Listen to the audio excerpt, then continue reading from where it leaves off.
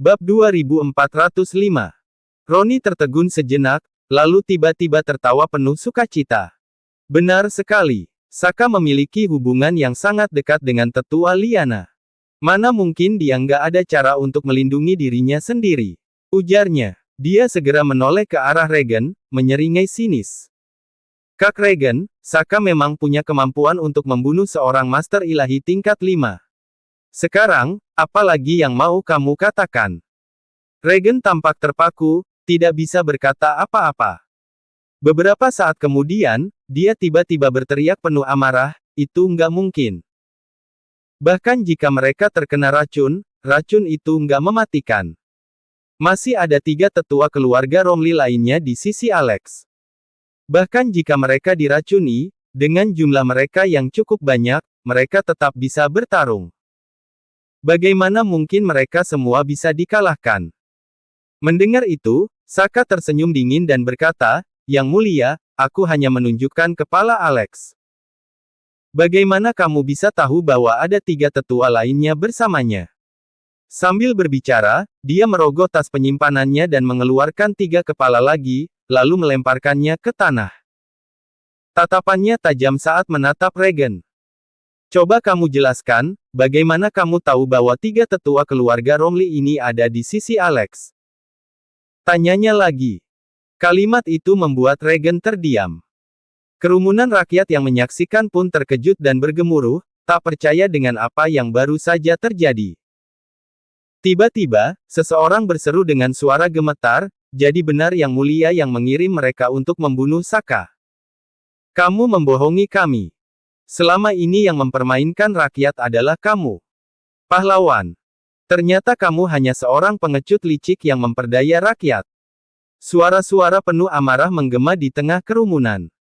Meski para pengawal Regen mencoba menekan dengan tatapan tajam dan kekuatan mereka, kemarahan rakyat tak terbendung. Wajah Regen berubah gelap. Dia menatap Saka dengan penuh kebencian, lalu menggertakkan giginya dan berkata, kamu. Tunggu saja balasanku. Setelah itu, dia membalikkan badan dan mulai melangkah pergi. Namun, kemarahan rakyat telah memuncak. Berikan penjelasan kepada kami. Teriak seseorang. Jadi dukungan kami tadi apa artinya? Apa kami hanya dianggap bodoh di matamu? Tiba-tiba, Regen mengamuk. Dia mengangkat tangannya, melepaskan energi sejati yang mematikan, dan membunuh seorang rakyat yang mencoba menghalangi jalannya. Kepala rakyat itu terpenggal, jatuh ke tanah. Darah menyembur ke udara. Kerumunan langsung terdiam, membeku dalam keterkejutan. Sosok pangeran yang tadi mengklaim berjuang demi rakyat kini berubah menjadi seorang pembunuh yang tak ragu-ragu membantai mereka sendiri. Dasar rakyat rendahan. Baru diberi sedikit kelonggaran, kalian berani mempertanyakan aku. Nggak tahu mana yang atas dan bawah.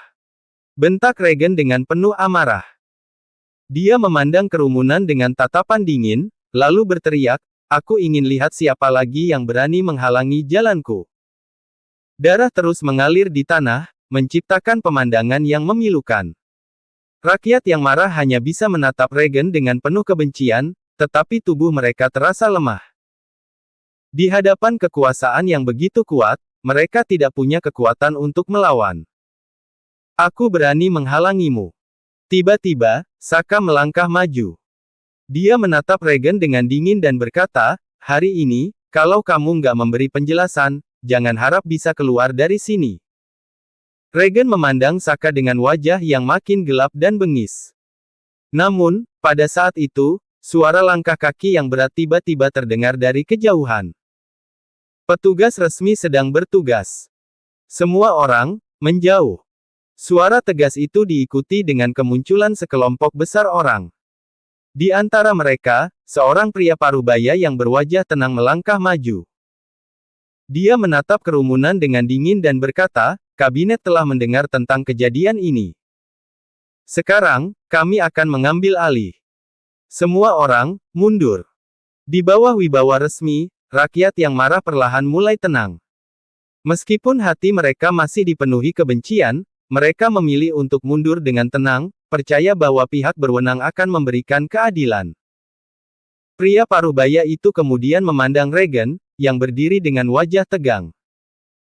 Namun, dia menahan aura otoritasnya dan berkata dengan nada datar, "Yang mulia, kabinet telah menyelidiki laporan bahwa kamu mengirim orang untuk membunuh Saka. Kami telah membuat keputusan tentang hukumanmu." "Katakan," jawab Regen dengan tangan di belakang punggung, nadanya dingin. Di bawah tatapan penuh harapan dari rakyat, pria parubaya itu menjawab dengan tenang, "Dosamu sangat berat. Tapi, karena Saka masih hidup, tindakanmu dianggap percobaan pembunuhan. Mengingat jasa-jasamu di masa lalu, hukumanmu akan diringankan."